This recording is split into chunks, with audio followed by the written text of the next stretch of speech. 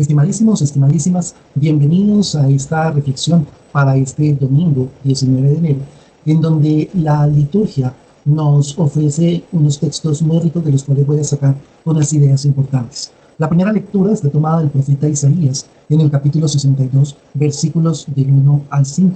Y hay una cosa muy interesante para entender el texto. El pueblo ha pasado por una etapa muy difícil, que es la etapa del exilio. Y esto tiene además una complejidad mucho más grave todavía, porque resulta que el pueblo de Israel fue un pueblo, en un primer momento, politeísta monolátrico que va a llegar poco a poco al monoteísmo. Es decir, ellos conocían y reconocían que existían otros dioses, pero el de ellos era Yahvé, y al que le rendían culto era a él, y al que le eran fiel era a él.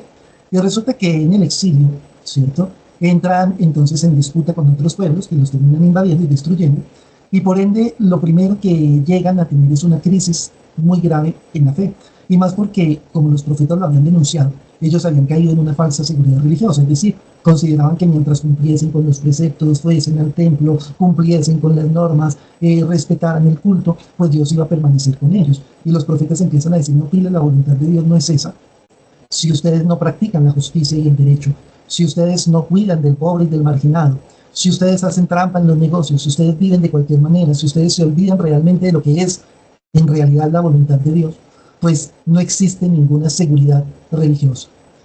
Y entonces, cuando ocurre el exilio, lo primero que ellos piensan es: Dios no es tan poderoso como creíamos, porque nosotros le cumplimos con las cosas que Él nos pedía del templo del culto, y aún así llegan, ¿cierto?, los babilónicos y nos destruyen. Entonces nuestro Dios no tenía realmente el poder. Y los profetas empiezan a recordar esto que les había acabado de decir: miren, lo que pasó no es que sea porque Dios no es fuerte, sino porque al no cumplir la verdadera voluntad de Dios, que no era el culto y las fiestas, sino la justicia y el derecho, Dios se había apartado del pueblo. Y entonces eso hace que caiga en una profunda desesperanza. Si Dios ya no está con nosotros, ¿qué podemos nosotros esperar?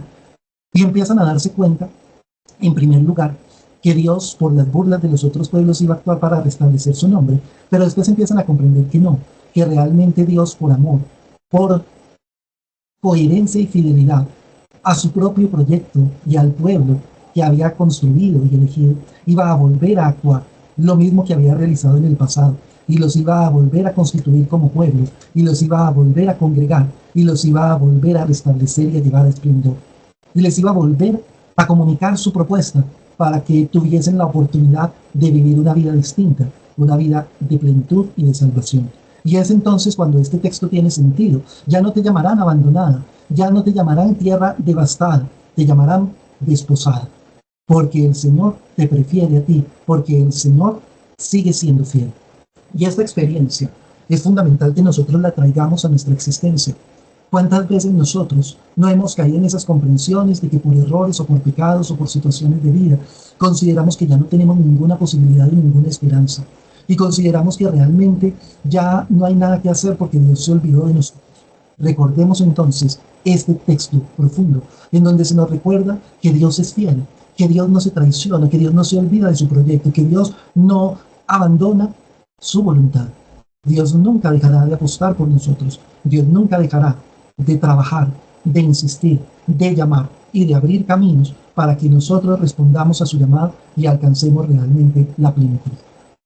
Por otro lado, en el texto de la primera lectura del apóstol Pablo a los Corintios, en el capítulo 12, versículos 4 al 11, se nos recuerda que todas las facultades y los dones que tenemos nos han sido dados por Dios, y que están llamados a orientarse a la construcción de los demás, a la edificación de los demás, a ayudar en el proceso de realización, de crecimiento, de liberación y de plenitud de otros. Y esto no se nos puede olvidar. La vida no es para guardarla, la vida es para entregarla.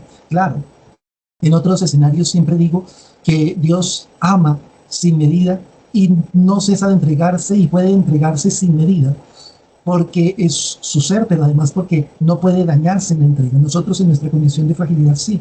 Por ende tenemos que ser asertivos en cómo entregarnos. Pero ojo, la entrega no puede faltar. Claro que tenemos que ser asertivos para no hacernos daño, para no destruirnos, para no poner en riesgo nuestra propia integridad, nuestra propia dignidad, pero al mismo tiempo toda nuestra vida tiene que ser una donación asertiva a nosotros, porque para eso Dios nos colmó de dones, de facultades, de talentos y de gracia, para poder comunicar a los demás la riqueza de nuestro existir y que ese sea también hoy un compromiso.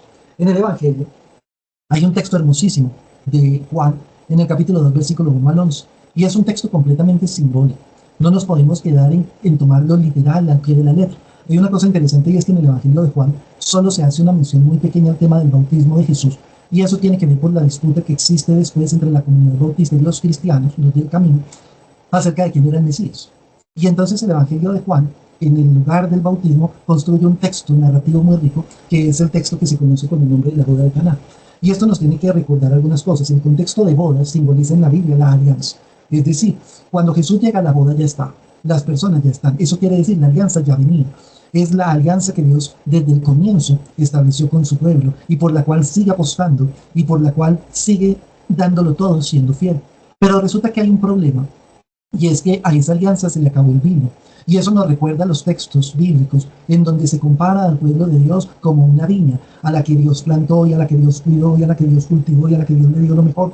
Pero esa viña no dio uva y esa viña no dio el fruto esperado, sino que dio todo lo contrario. Y resulta que es lo que estaba ocurriendo. Una alianza hermosísima con el pueblo de Dios en donde Dios se dio totalmente, pero el pueblo se había olvidado de su voluntad, se había olvidado de su experiencia, se había quedado en la religiosidad, en la norma, en los dogmas, en lo establecido. Pero lo esencial que era la planificación del ser humano, lo esencial que era la dignificación del ser humano, se había perdido por completo. Entonces se habían quedado sin vino. Incluso hay un significado además muy interesante en un símbolo, y es que se dice que las tinajas de piedra para las purificaciones judías, es decir, esas tinajas, esas leyes de purificación, esas normas son incapaces de salvar. La norma nos salva, la ley nos salva. ¿Por qué? Porque restringe la libertad pero no desarrolla la existencia. No mates, no robes, no desees el mal, no desees los bienes de otras personas. Pero realmente al restringir no estás desarrollando el ser. Hace falta eso, hace falta desarrollar la vida, hace falta desarrollar los talentos, hace falta gastar la vida en el amor, hace falta comunicar vida. Y es por eso que esas tinajas se quedaron sin producir la salvación. Todas las normas judías, todas las tradiciones judías, todos los rituales judíos se quedaron en la imposibilidad de salvar.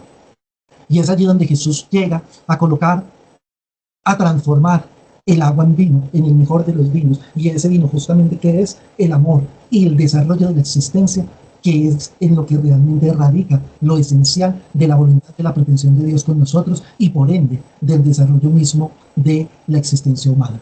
Y esto nos tiene que traer a la reflexión hoy. De pronto nosotros también nos hemos quedado en las leyes, en las normas. También nosotros nos hemos quedado en cultos vacíos. También nosotros nos hemos quedado en legalismos. Pero no estamos desarrollando la vida, no estamos gastando la vida, no estamos desarrollando los talentos, no estamos con nuestros talentos y con nuestras capacidades promoviendo el crecimiento y el bien común. Y entonces nuestra alianza se está quedando sin frutos. Los frutos de la alianza no es mantenernos puros, los frutos de la alianza es dar vida, es desarrollar la vida. Entonces centrémonos en lo esencial. Esa es la invitación de hoy, que todo lo que hagamos, lo hagamos conectados con la voluntad de Dios, que no es otra cosa que el desarrollo, la plenitud, la celebración y la comunicación de vida. No se les olvide suscribirse al canal, darle like al contenido, dejar tus comentarios y colaborarnos en la página teopraxis.com. Gracias.